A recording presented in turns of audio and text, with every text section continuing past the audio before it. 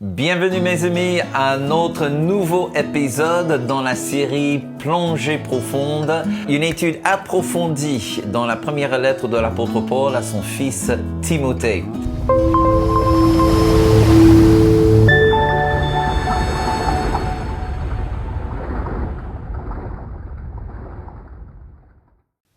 Allons maintenant dans la parole de Dieu, nous sommes en 1 Timothée chapitre 3 et le verset 2.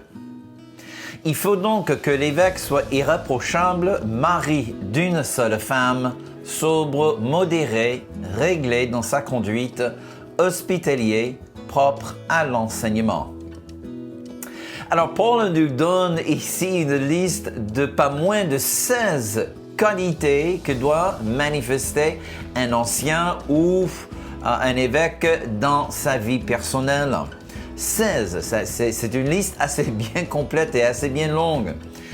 Ce que nous allons faire, on va, au lieu de commencer avec la toute première qualité, j'aimerais commencer avec le statut matrimonial de l'ancien, du dirigeant. Et puis, une fois qu'on discute la situation de son mariage, de son couple, là, on parlera de toutes les autres qualités. Prions. Père très saint, nous voulons vraiment te remercier pour ce bon modèle de l'Église apostolique. Seigneur, c'est assez bien extraordinaire que tout d'abord un ancien doit être irréprochable, mais tout de suite après, la deuxième qualité, c'est l'état de son couple. Seigneur, et ceci de la part d'un apôtre qui visiblement n'était pas marié. Donc Seigneur, nous prions tous ensemble que tu nous donnes l'esprit de sagesse et l'esprit de révélation. Aide-nous, Seigneur Dieu, à comprendre non pas ce qui est convenable, mais ce qui est vrai, juste et réel dans le royaume céleste, des choses que nous devons mettre en pratique dans nos vies terrestres. Alléluia. Seigneur, je crois que mes frères et sœurs sont d'accord avec moi. Nous sommes tous trop fatigués de voir l'Église faible, l'Église paralysée de marcher dans la sainteté de Dieu, d'avoir un véritable impact dans le monde. Et nous prions, Seigneur Dieu, qu'à travers la prédication de la parole, à travers l'enseignement et la révélation qui vient de la parole de Dieu, Seigneur, que tu mettes de l'ordre dans ton Église. Ouvre nos yeux, touche nos oreilles, rend sensibles nos cœurs, parce que dans ces instants que nous passerons ensemble au pied de Jésus, nos vies soient véritablement transformées. Et nous le prions dans le nom qui est au-dessus de tous les autres noms, le nom du Seigneur Jésus-Christ. Amen. Et amen. Gloire à Dieu. OK. Voici encore une fois la phrase que nous allons mettre à l'étude. Un évêque doit être le mari d'une seule femme. Donc, dans le texte grec, il y a 3 mots que vous voyez maintenant sur votre écran. Mia, gunaikos, andras. Mia, qui signifie un. Gunaikos, qui signifie une femme ou la femme d'un homme, et puis andras ou un homme. Mia gunaikos andras. Alors, on peut le traduire de cette manière. D'une femme, d'une épouse, un seul homme. Ou une seule femme, homme. En fait, ce que les traducteurs font, et ça c'est le travail qui appartient à un traducteur, mes amis. Ils voient une phrase, il y a 3 mots ici, que lorsque on traduit mot pour mot, ça n'a pas de sens. Mia, gunaikos, andras, et on se gratte la tête et on se dit, mais comment faut-il traduire? Et puis tôt ou tard, on tombe dans une interprétation. Alors moi, je préconise 2 façons d'interpréter cette phrase. Alors la première, c'est que ce que Paul nous écrit ici est une sorte d'interdiction concernant la polygamie. C'est-à-dire qu'un homme ne peut pas être marié à plus d'une seule et unique femme. D'accord? C'est une interprétation possible. Mais il y a une autre façon d'interpréter qui est aussi légitime. Et c'est de cette manière. Paul déclare qu'un évêque ou un ancien doit en fait être marié. En d'autres cas, un célibataire ne peut pas être un ancien. Le problème que soulève la première hypothèse, c'est qu'il faut avoir beaucoup de polygamie dans la ville d'Éphèse pour que cette interdiction à la polygamie ait de sens. Alors, il est vrai, mes amis, que l'adultère, la fornication était assez bien répandue et Paul, il en parle pas dans toutes les épîtres, mais dans beaucoup de ses épîtres, il y a des interdictions vraiment claires contre la fornication, contre l'adultère. Mais il n'y a quasiment aucune interdiction contre la polygamie. Alors, soit nous devons croire qu'il n'y a pas d'interdiction parce que c'était plus ou moins acceptable au 1er siècle, on va voir ça dans un instant, ou que la polygamie n'était pas vraiment répandue. Alors, par exemple, on ne voit aucune interdiction par rapport à certaines pharmaceutiques. Il y a des interdictions contre l'alcool et l'abus de l'alcool, mais pas contre les drogues. Pourquoi? Pour la simple raison, il n'y avait pas. Il n'y en avait pas. Il n'y en avait pas de drogue en circulation dans le Moyen-Orient au 1er siècle et c'est pour cela qu'on ne voit vraiment presque aucune interdiction. En fait, pour que la phrase de Paul ici signifie une interdiction contre la polygamie, il faut que la polygamie soit répandue au 1er siècle. Alors, il est vrai qu'on peut trouver un texte en Exode chapitre 21 et le verset 10 qui semblerait donner une provision aux Israélites à la polygamie. Parce que Dieu dit, si un homme prend pour lui une deuxième femme, etc., etc. Mais il est clair, mes amis, que le modèle principal du mariage en Israël était la monogamie. Certainement, nous n'avons pas un seul exemple de polygamie dans la communauté juive dans le Nouveau Testament. Ça n'existe nulle part. Il est vrai que certains des patriarches et des rois d'Israël étaient polygames. Notamment, Jacob était polygame. Même Abraham, on peut dire que le fait qu'il a couché avec la servante, voilà. Peut-être aussi, on pourrait considérer ça comme la polygamie, mais il y avait quand même certaines provisions dans les tribus de cette époque-là où si la femme était stérile, l'homme pourrait coucher avec la servante pour avoir des enfants. Bon, mais on va laisser ça pour une autre fois, d'accord? Alors, chose qui est sûre et certaine, David, il était polygame. Solomon, mon Dieu, Solomon était vraiment polygame. Et on ne peut pas dire que la polygamie a bien servi le plan de Dieu. Voilà. En tout cas, on va laisser le sujet là. Chose qui revient très clairement, c'est que la communauté juive, au temps du Nouveau Testament, la monogamie était la règle du jour. Est-ce qu'il y avait de la polygamie dans l'Empire romain?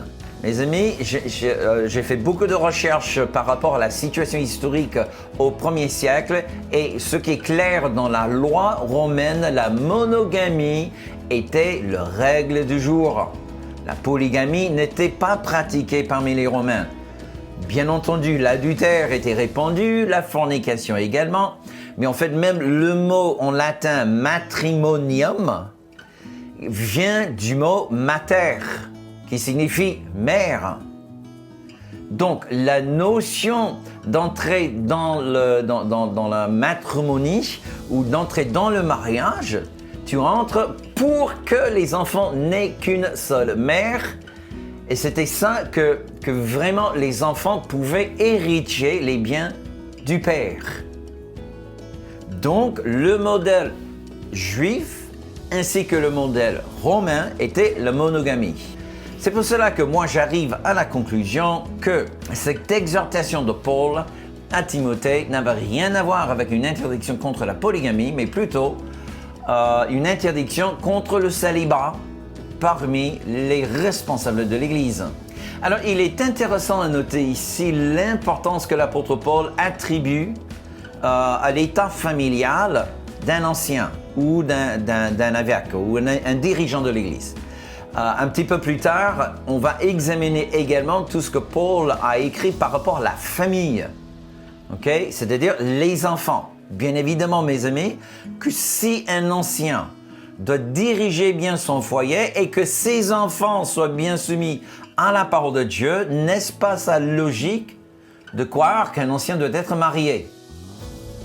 Car comment voulez-vous que quelqu'un gère bien sa famille, à moins qu'il soit veuf, et que ses enfants soient bien dans la foi sans être mariés? Donc non, mes amis, je crois que vraiment ce que nous avons ici, c'est clairement une exhortation de la part de l'apôtre Paul, comme quoi un ancien doit être un homme marié ou une femme mariée. Et ça suit la logique que nous avons discuté déjà en chapitre 2, où nous avons vu que ce que certains interprètent comme une interdiction à la femme d'exercer l'autorité, nous avons découvert ensemble, mes amis, que c'est exactement le contraire, que la femme doit accompagner son mari dans son ministère. D'ailleurs, il est notre ferme conviction qu'un ancien et sa femme, ensemble, assument le ministère d'un ancien. Ce n'est pas que l'homme. Et bien évidemment, il n'y a pas la femme toute seule non plus. C'est un ancien et quelqu'un qui est marié, homme et femme, et ensemble, ils portent le ministère au sein de l'Église locale. Et pourquoi? Je vous rappelle, mes amis, que lorsque Paul et Barnabas sont allés, ils ont prêché le premier voyage missionnaire, beaucoup de gens se sont convertis. Un an plus tard, Paul et Barnabas, ils reviennent dans ces mêmes églises après un an. Et dans chaque église, ils ont mis en place les anciens. Alors, comment voulez-vous me faire croire qu'après seulement un an de conversion, des gens étaient déjà bien mûrs pour assumer le rôle d'un ancien dans l'Église? Il est clair, mes amis, que Paul et Barnabas, à cette époque, ne prêchaient l'Évangile qu'à la communauté juive. Paul n'avait pas encore pleinement accepté cet appel vers la communauté non juive. Et pour ceux et celles qui ont fait une sorte de célébration de Shabbat, vous savez bien que le repas de vendredi soir au coucher de soleil pour une famille juive, c'est le moment le plus important de la semaine. Papa et maman, tous les deux, mènent quelque chose qu'on pourrait considérer comme un mini-culte autour d'un repas. Donc, c'est-à-dire que, et même lorsque dans un village, il y avait au moins 70 familles juives, là, à l'époque du Nouveau Testament, une ville ou village avec 70 familles juives, ils mettaient leur argent ensemble, ils construisaient une salle polyvalente et ils faisaient appel à Jérusalem pour un rabbin. C'est-à-dire, c'était l'inauguration d'une synagogue. Mais lorsqu'il n'y avait pas de synagogue, c'était le père et la mère qui s'occupaient de l'éducation des enfants, notamment leur faire lire la Torah.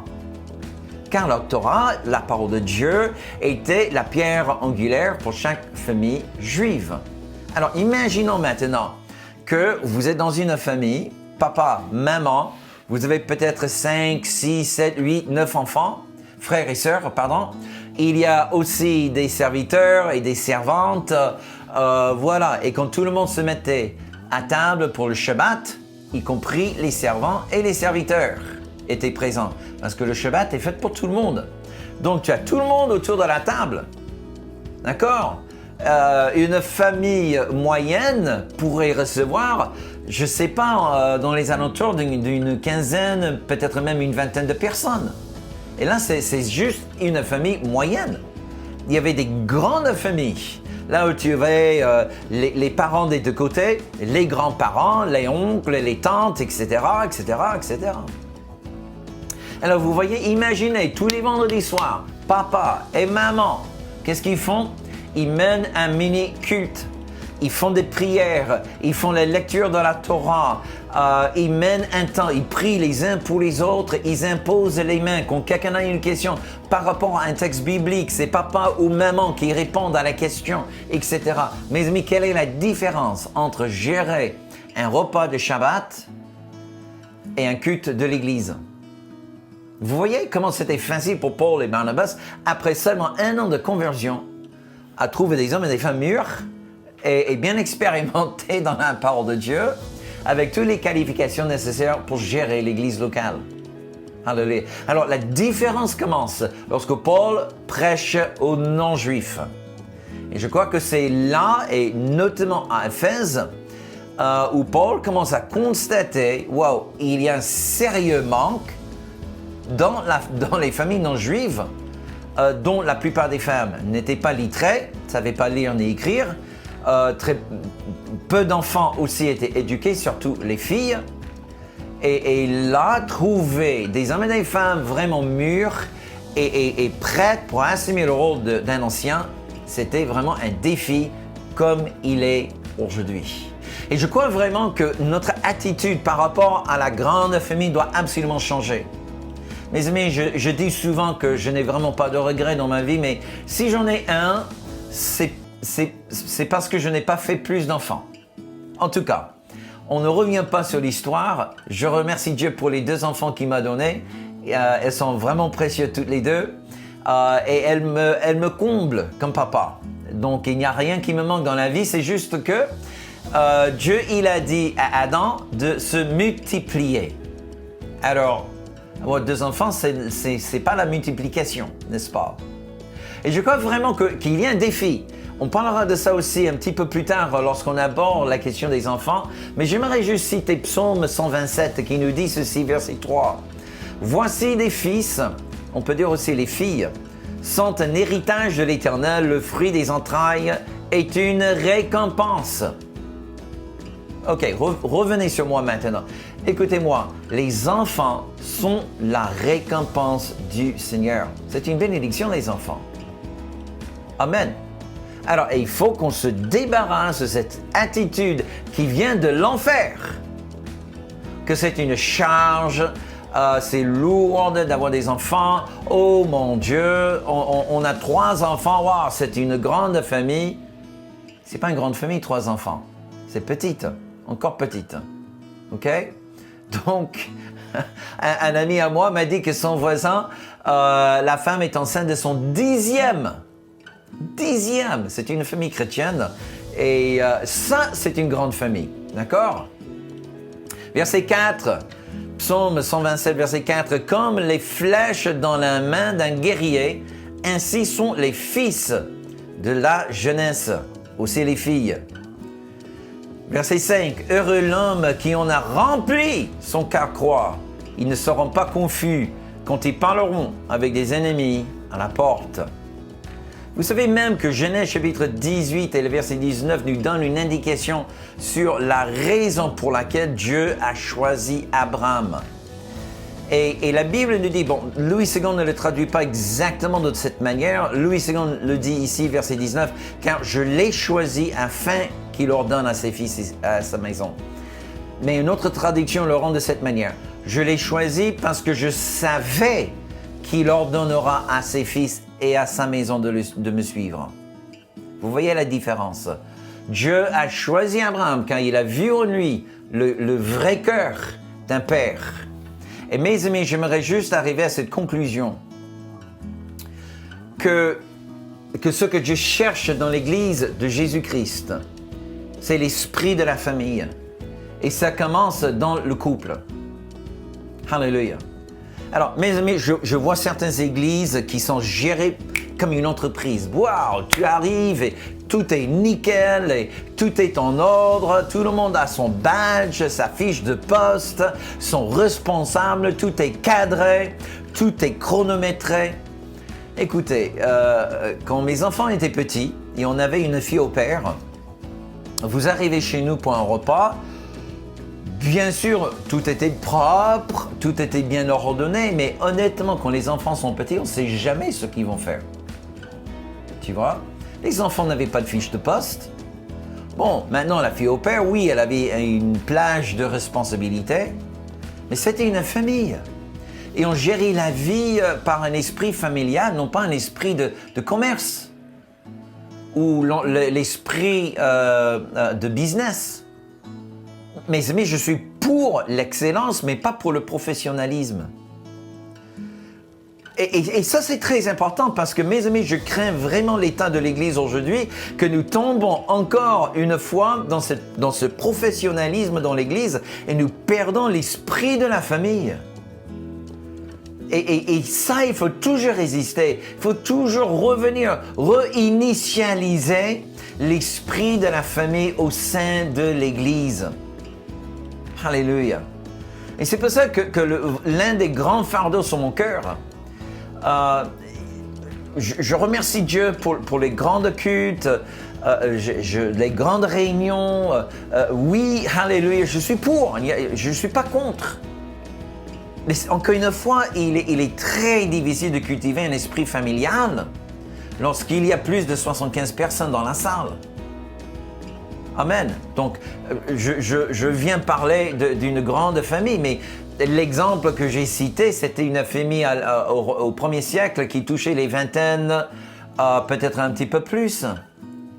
75. Waouh! Même vous faites une réunion familiale avec 75 personnes, tu commences vous êtes famille en nom, mais toutes les relations ne se gèrent pas de la même manière. Amen. Donc une église qui commence à dépasser les 75, c'est une lutte. Tu passes de 75 à 250 à 2000, à 20 000. Où est l'esprit de la famille? C'est dans les petits groupes, dans les petites rencontres. Et pourquoi Dieu insiste là-dessus? Parce que, mes amis, un homme, il peut prêcher bien. Amen.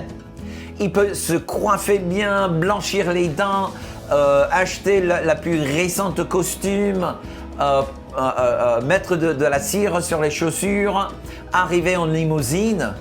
Mais montre-moi sa femme et ses enfants. Est-ce que sa femme et ses enfants sont heureux quand papa est à la maison? Est-ce que la femme et les enfants sont aussi enthousiasmés à suivre le Dieu du prédicateur? Ou est-ce que pour eux, ils voient que pour papa, ce n'est qu'un show, ce n'est que du business, c'est faire le ministère égal, abdiquer son rôle de père et de mari? Mes amis, c'est un outrage. Parce que, encore une fois, l'Église de Dieu est une famille. Le mot traduit famille et le mot traduit maison, c'est le mot grec oikos. C'est le même mot. Donc, quand la Bible parle de la maison de Dieu, il parle aussi de la famille de Dieu. C'est exactement la même chose. Et il est bien temps que le pasteur, les anciens, les dirigeants de l'Église arrêtent cette vie professionnelle et ils reviennent à l'image du père et de la mère. Vous savez, ce n'est pas parce que nous pouvons trouver des exemples d'églises aujourd'hui qui sembleraient bien fonctionner dans un esprit professionnel ou que peut-être dans l'histoire, on peut trouver aussi des églises gérées par un célibataire, soit masculin ou féminin, peu importe pour moi, qu'on va maintenant jeter le Nouveau Testament à la fenêtre. Amen. Parce que Dieu, il a dit, et pour moi, il a dit clairement que l'Église est comme une famille. Alléluia. Et que le rôle d'un ancien, c'est d'être le rôle d'un père, d'une mère spirituelle. Il est important pour les enfants de toujours voir papa et maman dans l'amour. Amen. Il n'y a rien qui va déstabiliser les enfants le plus vite que de voir que papa et maman ne s'aiment plus. Donc, c'est la raison pour laquelle, encore une fois, je crois que la Bible insiste, les anciens doivent être des hommes et des femmes mariés l'un l'autre, pas de célibataires et avec des enfants. Alléluia. Voilà mes amis, c'est tout le temps que nous avons pour notre enseignement. Merci de me laisser juste un petit commentaire dans l'espace en dessous de cette vidéo. Ça m'intéresse vraiment ce que vous avez à me dire et je ferai de mon mieux à répondre à vos commentaires. Merci beaucoup. Merci de cliquer aussi sur le petit pouce si vous avez apprécié cet enseignement. Si vous n'êtes pas encore abonné, merci de vous abonner à notre chaîne et cliquez sur la cloche. Comme ça, YouTube vous rappellerait la prochaine fois que nous postons une vidéo sur notre chaîne. Merci beaucoup et je vous donne rendez-vous pour la prochaine plongée profonde.